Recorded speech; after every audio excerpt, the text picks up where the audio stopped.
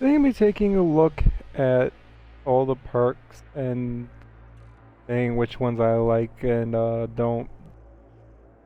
Now, Bombarder is a very nice early perk. It's good if you're going for your multi-kills. If you start playing the first couple boards which have a ton of frags, you can get a bunch of multi-kills with it. Besides it being an early perk, it's not one that you would generally equip in your 5. Trapper is nice when you're getting your challenge done for it. Otherwise, again, not a perk. Support belt, same thing. Good for the challenge. Otherwise, not in the 5.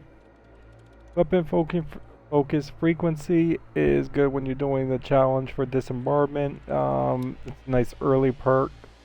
Takedown frequency is pretty sweet. That's a potential one, depending on the map that you're doing. Really nice to have 7 instead of 10, or 6 on, I forget the character, I think the zombie has one less, the DLC zombie has one less takedown. Overkill if you're straight sniping. Brainbuster, hitting 6 targets if you're a fan of the pistol, if you're going for your pistol challenges for your headshots, pretty good. Vampirism is a prestige perk, so you have to reach 100 to get that. It's a little bit late for a lot of people at this moment, but it's really sweet. It doesn't give a whole lot of life, but I have a video already up for Vampirism and another late game perk, Stamina Defense, which is pretty sweet.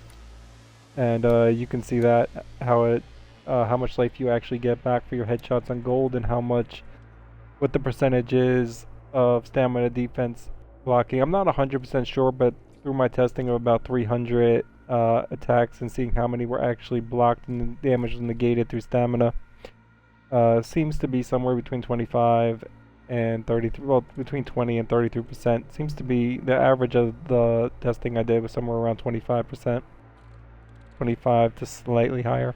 Anyway, let's get on with the perks. Brainbuster Frequency. Once again, good for your pistol challenges, or if you're a huge fan of using the pistol. If you're using the pistol more than the sniper, potential.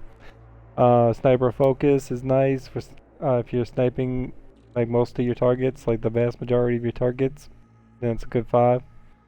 Weapon focus stamina, also nice if you're primarily using your secondary. Heavy weapons it's a good early game perk on maps that have the ability to use it, or if you're going for your 200 disarmament challenge, 200 arm shot off challenge on get one of the late game boards. Otherwise, it's an early game perk. Second chance for players with less skill is not bad.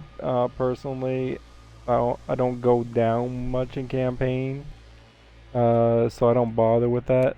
I mean, I got the health, and I go down a second time, I did really bad, so I mean, I generally I don't run it.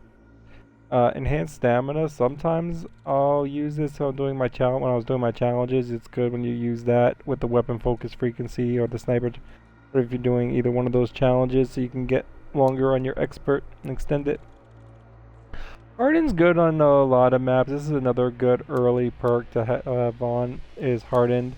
Eventually, I would switch it up for stamina defense and rejuvenation. If you're going to do anything, I would do stamina defense, rejuvenation.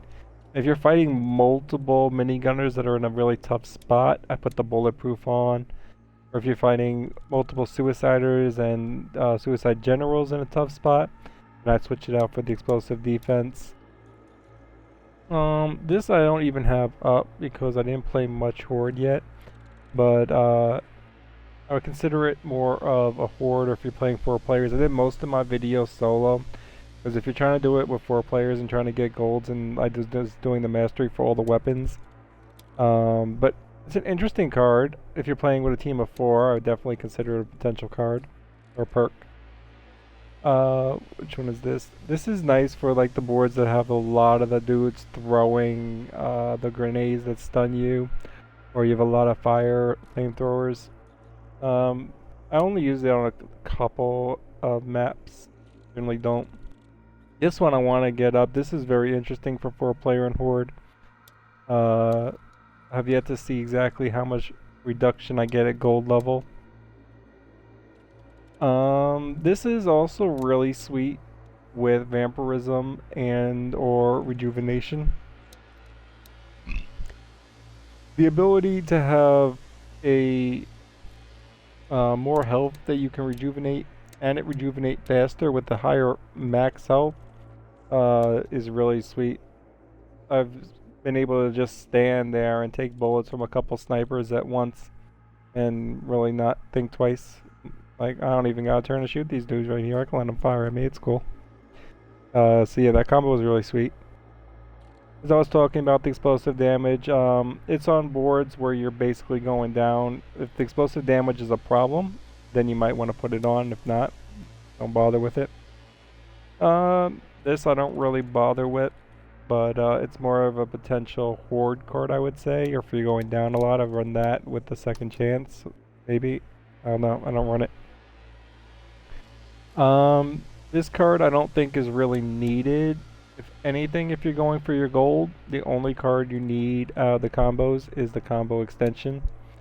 I don't see the point of this, although when I do go for my golds and high combos, you know, I hit 100 combos, 100,000, million, at least a couple 100,000, at least some point in the map.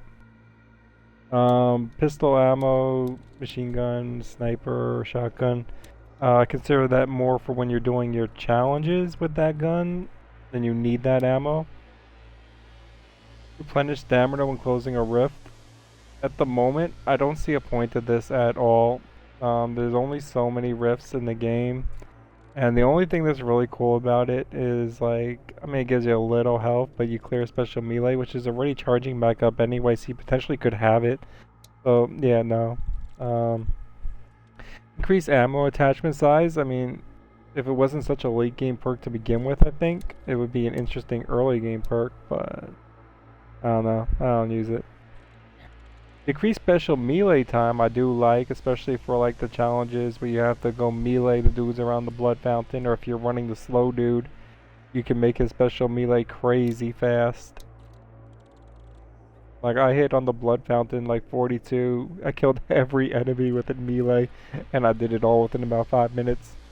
So, yeah, this can really speed up your melee, which is pretty sweet.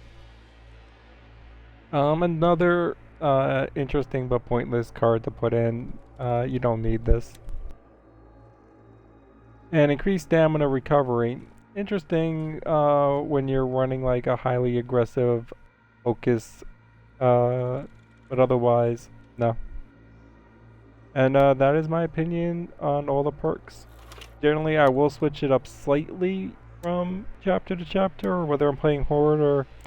But I really do like Stamina Defense, Rejuvenation, Exterminator, Takedown Frequency, Vampirism,